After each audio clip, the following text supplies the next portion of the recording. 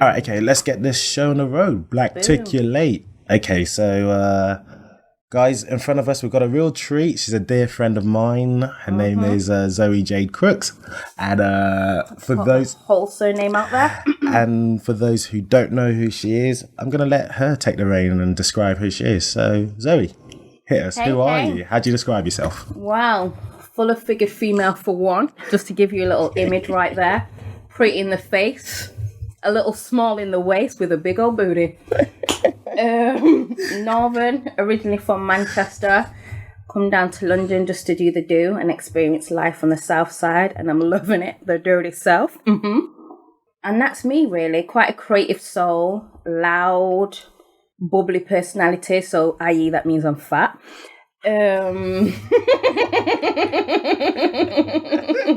But fat in all the wrong places. Shit, right places. But no, I've been here since now, October 2010. So like 5-6 years. I've enjoyed it. I've met some fantastic people. I'm only on my second job, so I've not been moving around like a little Scallywag. Scallywag. So, hold up. Why did you come down? Just something new. The opportunity had come for me to be able to move down here with my cousin. Our granddad had just passed, and we're just both like, yeah, now's a good time than any, really. She studied down here in London, so she was familiar with it. And I thought I wanted something new from Manchester. Studied in Birmingham. Naturally, I thought London's the next place. Step. Yeah, to come and just feel it out. And I've enjoyed it. I don't think I'm going to go back home. I think this is going to be me forever and a day now. Right. But when you say feel it out, what do you mean? As in, was there just the city, or was there like a particular profession you were trying to get into?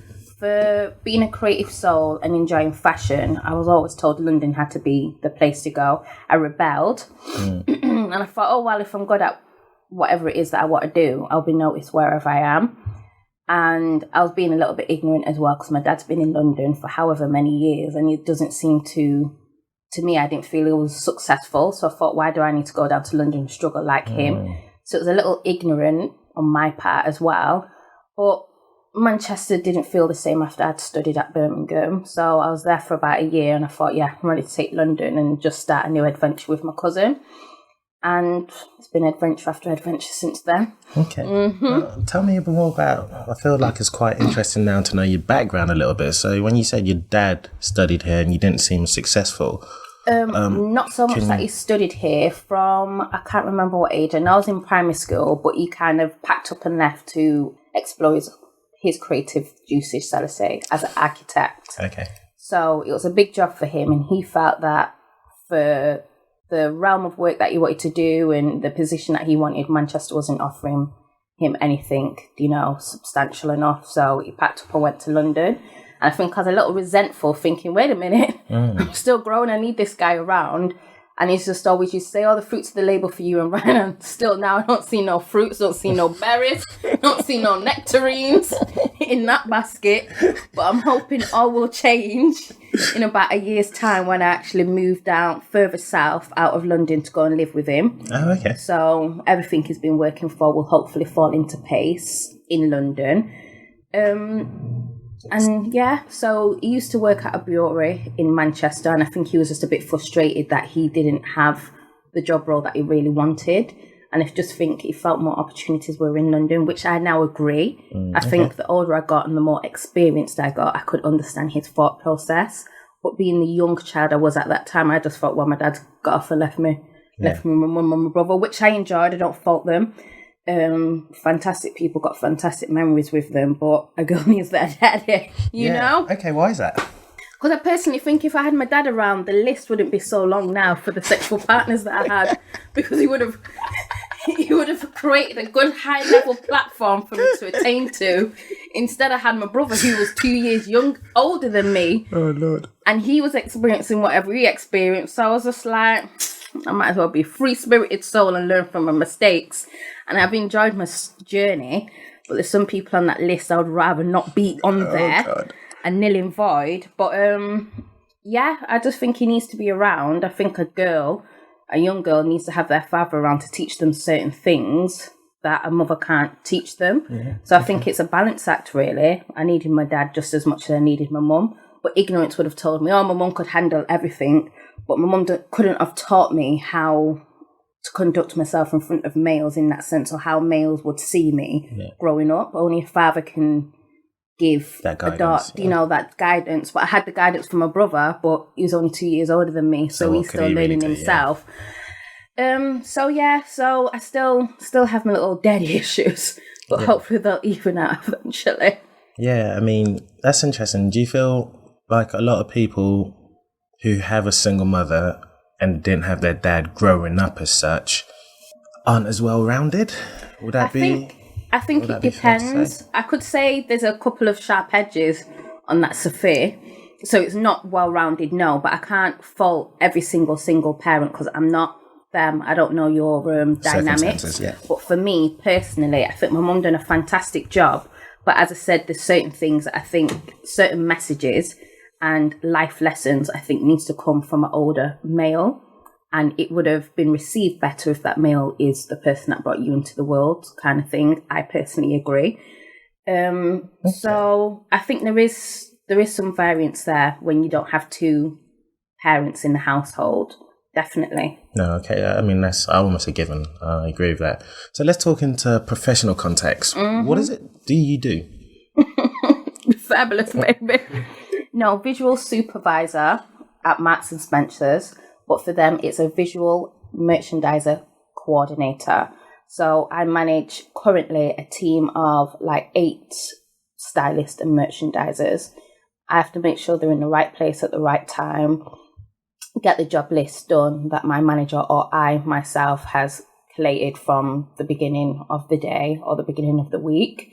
So it can range from styling mannequins, sellouts. A sellout is a product that's only got 1 or 2 left on the floor. If it's on a mannequin or it's in a strong viewpoint that a customer can see as soon as they come into the store, I need to move that. So we've always put a piece of product that's got its most full size variant. So it's all just about money. Yeah. So you can imagine at the beginning of one morning, you might have 12 items. By lunchtime, there's only 6.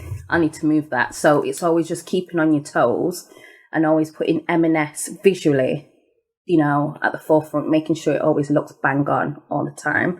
So it's very draining. My foot is swollen by the end of the week with how much mileage that I'm doing, walking up and down. It is fun, but it's also very stressful because I currently work at the Trial store. It's now one of the biggest stores in London, but due to our location, we're quite close to head office. So we get a number of visits a week.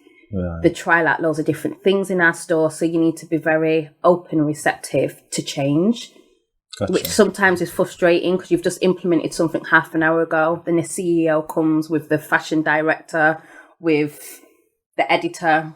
Oh, well, can we just try it this way? And you're just thinking, you're really kidding me? Yeah. I've just done it half an hour ago and it's my lunch break, but you want it done in 10 minutes and I'm hungry.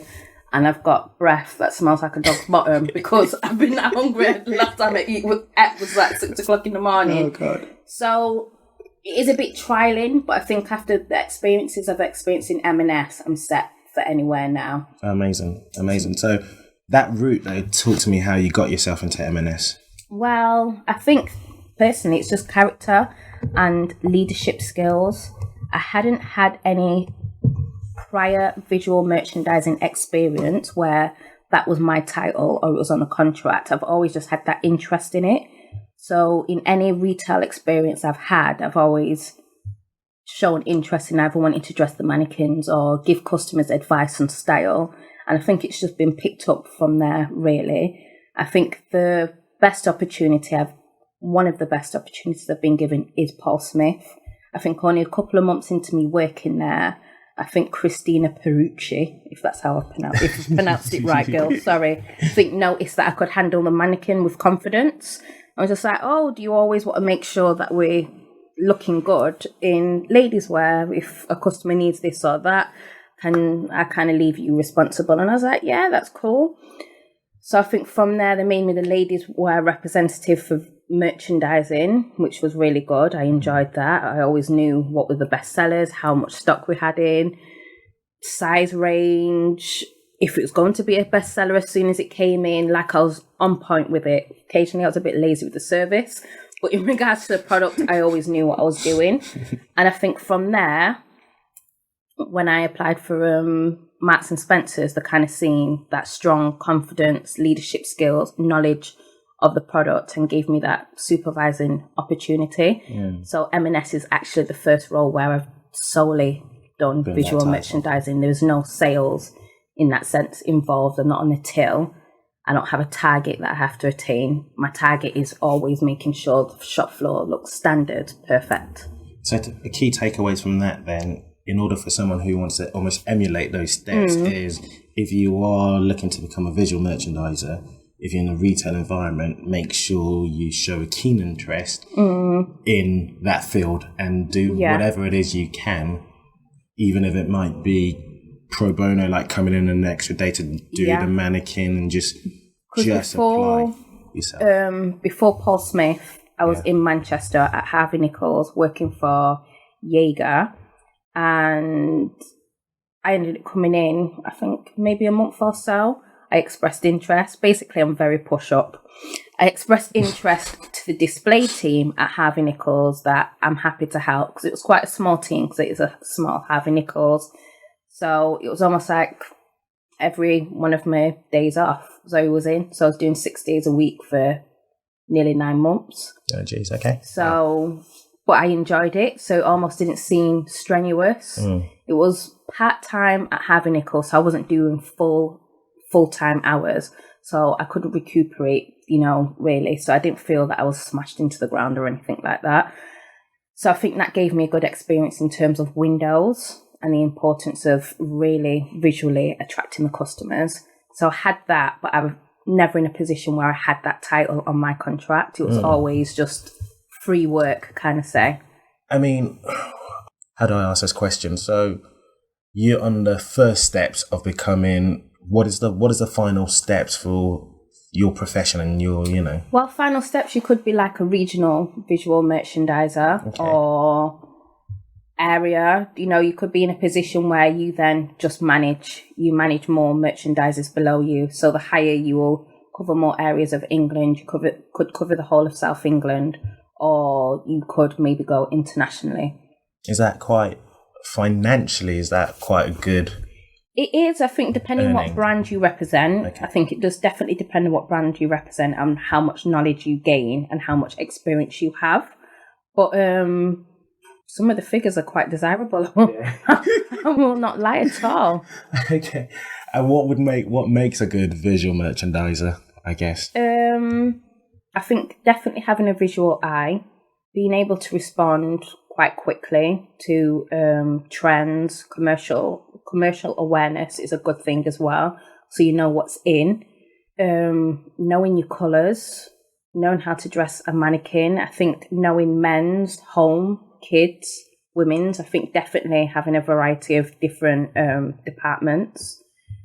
I think just building as much knowledge as possible. I think when I first expressed interest in visual merchandising, there wasn't any courses or things as such like that. Now there's courses where you can go to college and go to uni and be experienced in visual merchandising, which kind of to me just kicked me in my ass, because I thought, while I'm here trying to learn on the job, which I think is the best experience, Yeah, I think so. you've got graduates learning that course and then kind of getting work experience at some high-end places and then just getting the job role by default. Right. I'm just like, wait a minute. You're not knowing how to maybe multitask and dealing with customers asking you for something while you've got a mannequin arm in your hand. You're trying to react quickly to something the manager's asked you to do. You've only got 2 hours left. You haven't even had your half an hour lunch break. Yeah. You've got to... Yeah, there's also... there's just loads of things. I think learning on the job's better, but I think the more courses that come out of learn how to be a visual merchandiser, learn how to do this is that. I think some of it's quite creditable. Right.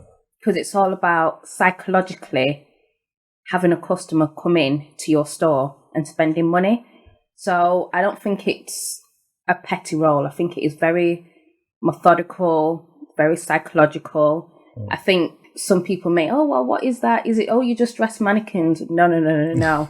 There's almost an art to it because I'm trying to psychologically make that customer that's coming for a pair of socks leave with a pair of shoes, a handbag, a skirt, a belt. That can all be done through visual stimulation. Yeah. So it's almost communicating with a customer without saying anything at all. I think that's an art form that everybody can do that. But okay, so I mean, guys, you probably already listened to Zoe and you know she's pretty much quite confident. In fact, hands down, you're one of the most confident people I know. But has that always been the case? Oh, God, no. There was a time I was very fluffy and nobody loved me. We want to talk about it. I'm joking. No, there wasn't. And I just think, of course I can. Have you got enough videotape or recording tape? For sure. There was... I think when I was born, I was beautiful as the apple of my mother's and father's eye. Yes, I have an older brother, but when I came, I just stole the show. So I was quite cute when I was younger. Little dainty little thing, very scornful, didn't like dirt, was very cute, big eyes and like lips like a little polo.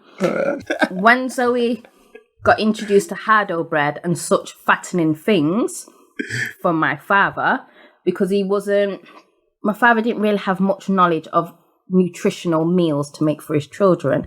So we had McDonald's, we had Pepsi, we had all the name brand cereals you could think of, we had sugary donuts, we had deep fried food while we sat down and watched The Simpsons. My dad will not own up to any of this stuff and he believes I'm just a big girl because of my mother's genes, although when he met my mum she was a size 8. But, you know, there's always blame being shifted. So I think when I got into primary school, like year 1 or year 2, Zoe fluffed up. Zoe was fluffy, very fluffy, and I wasn't people's first option. So I think from there I always knew I had to, you know, it was personality for me. I knew I was thick. There was one point where I was bigger than my mum, and I was like, this ain't supposed to be right. I was just like, how am I wearing sizes bigger than my mum? I was just like, no. And there was name calling, but I could hold my own. I would never say I was a victim or anything like that. I think it's just all experience of being in primary school and whatever. But obviously being a fluffy girl, oh, you're fat. Oh, you're that. Oh, no. Oh, and I was like, okay, yeah, cool. Oh, yeah. So I became quite aggressive.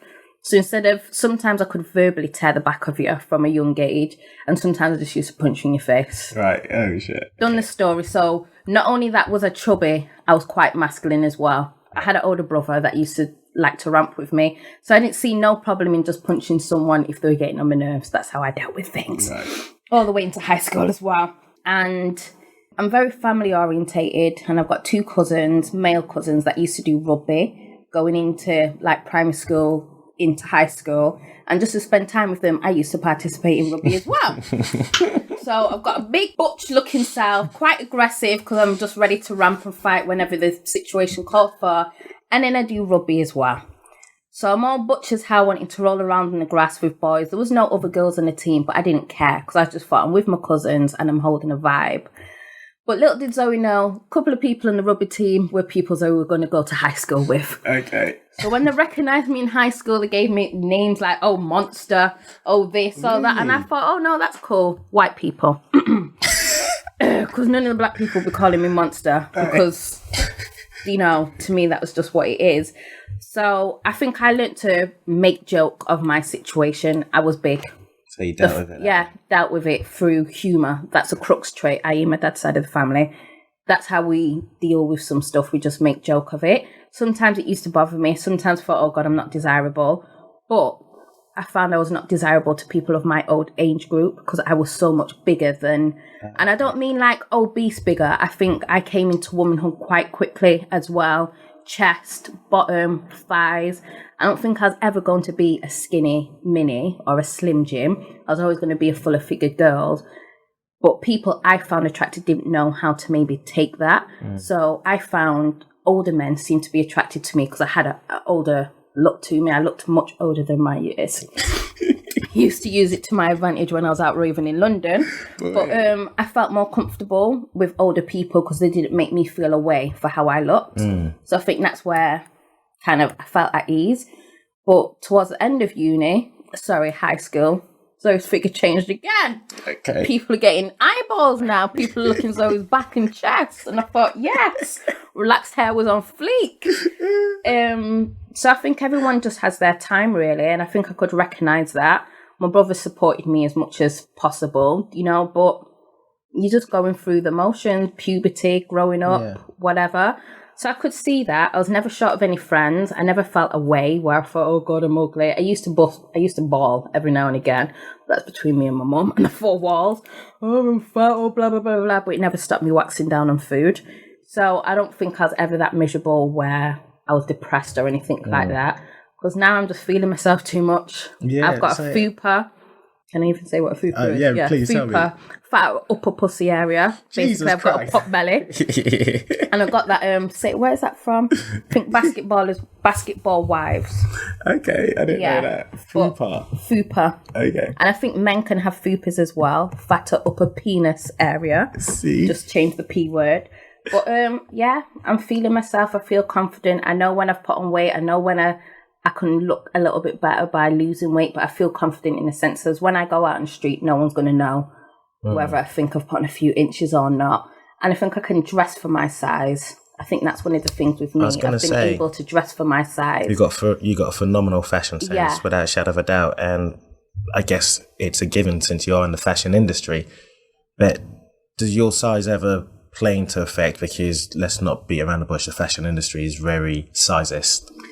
It's very, for want of a better word, shallow, or am I mistaken? I don't really look for much representation in the media for my size. As long as I can go, if I see a style or if I see something I like in store and I can maybe wear it, I'm cool. Sometimes it's just maybe acknowledge of your own body shape and knowing what you can and cannot get away with.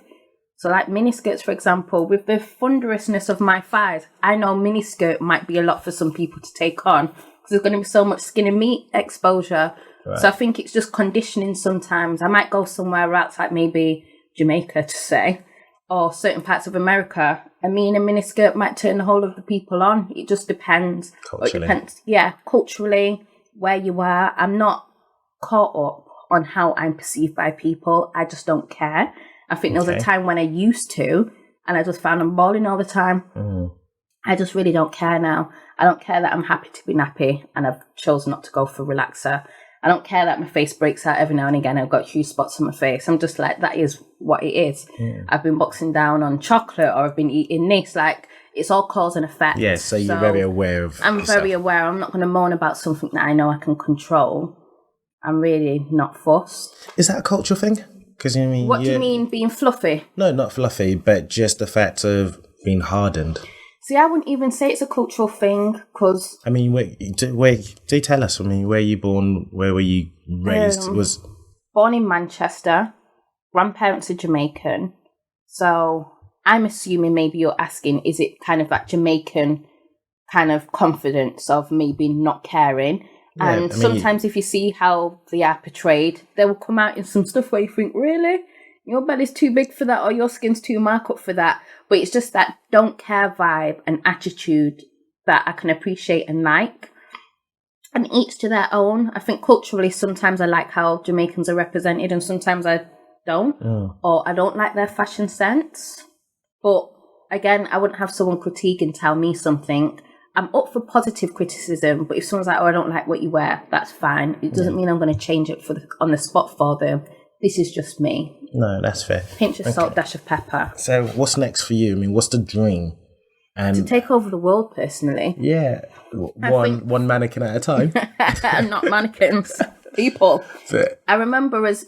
You know, because those who are listening, I'm hoping maybe they can get in touch with you, which I will definitely put in the show notes, but also potentially there could be some collaboration, there could be something to help you as well as them. I've got to say, I haven't explored my creative side as much as I could have. I've had loads of ideas and I've never actually actioned them. Such as? So, like little photo shoots that I've wanted to do, and being in Paul Smith, just being around so many different creative people, actresses, photographers, it was nice and I kind of vibed with that, but it never got actioned. So sometimes I speak a lot and I don't actually follow through, which is a trait I do not like, but I don't even know what's holding me back, because it's not a confidence thing. It's most probably just sheer laziness.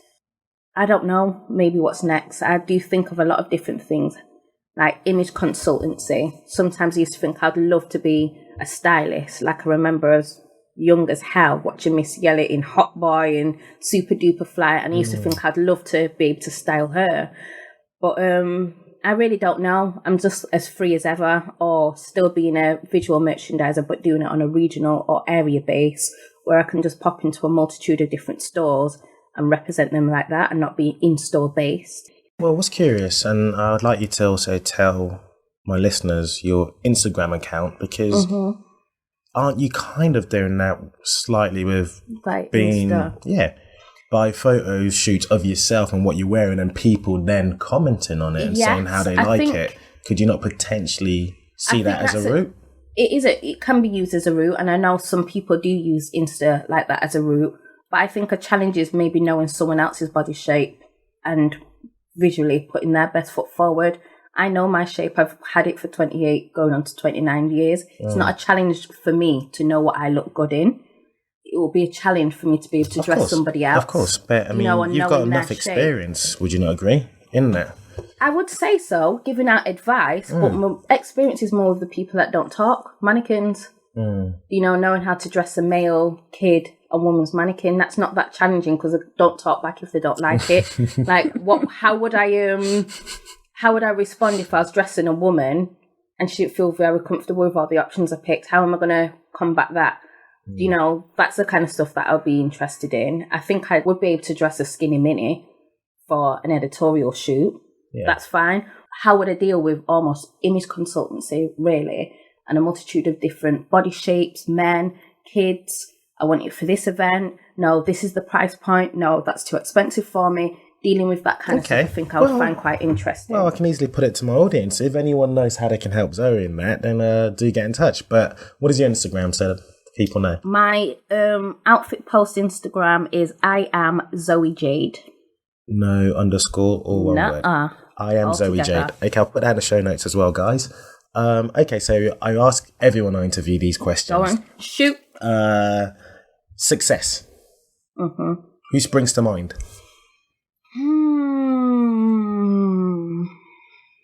Oh. Do you know what? I'm not even going to go on the angle of maybe someone famous.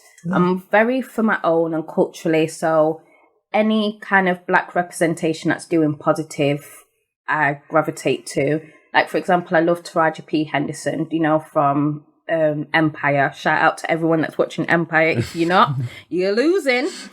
I think from a young age, my mum's always made me quite aware of watching my black movies and black history. So I always feel warm or excited when people are making new waves or getting new acknowledgement. But more so, like on Instagram, when I watch, I've got 2 comedians that I more or less follow, and just watching their followers just keep on tacking up over the weeks. And I find the stuff genuinely hilarious, but it's them putting themselves out there, maybe only getting 1 or 2 jokes at first to now 100 or 200k followers, people laughing at their stuff on an hourly basis.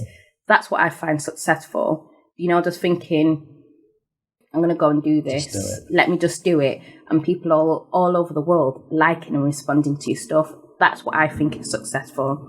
Doesn't necessarily have a monetary value to it, but being acknowledged by loads of different race, creeds, cultures for being you, to me, that is what successful is, in my opinion. I almost want to end it there because that was brilliant, but I still have a couple more. So what are you listening to, or what are you reading that you can recommend? What I'm listening to is Jadon. I think that's how you pronounce it, but I'm from Manchester, so don't watch that.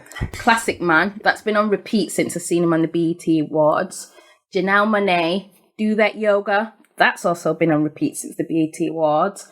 FK Twigs. I think I'm in love with her. I would love for her to be my girlfriend. And I think they're the people that are on rotation for me at the moment, music-wise.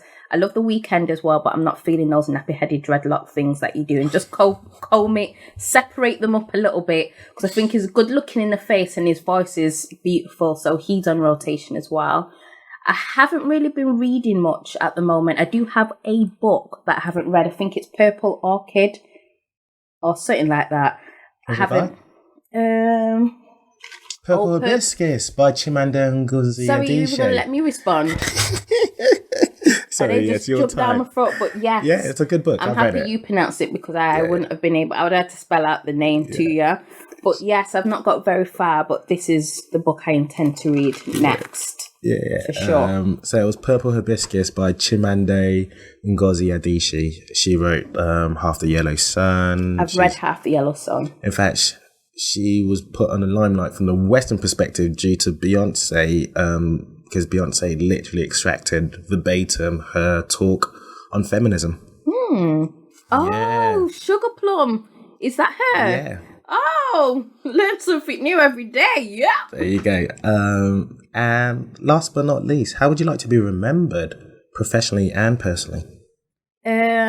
Personally, just being that loud, obnoxious female every now and again, loving, very friend and family orientated. I would like to be remembered that way. And professionally, people person, maybe the girl that tried, maybe not hard enough, but the girl that tried and just enjoyed life, really. Okay. Well, Zoe, how can people get in touch if they want to get in touch with you? If any of you, do you have a Twitter handle? Is it Instagram? Or if you'd rather not saying you don't mind them getting in touch? No, I really don't mind people contacting me via DM and Insta. For the amount of bubbliness and outgoing people skills I've got, I'm very antisocial as well. When I'm ready to tap out, do not call my phone after a certain hour because you ain't going to get no answer. But Instagram, maybe have a look on my Insta. Not that I think you could maybe get a sense of who I am through a still image, but if you're feeling the vibe of my photographs and my style, maybe DM me and we can maybe take it from there, really. Okay, well, brilliant. Well, guys, you've listened to another Blackticulate episode, and that was Zoe Jade Crooks. Catch you guys later. Bye.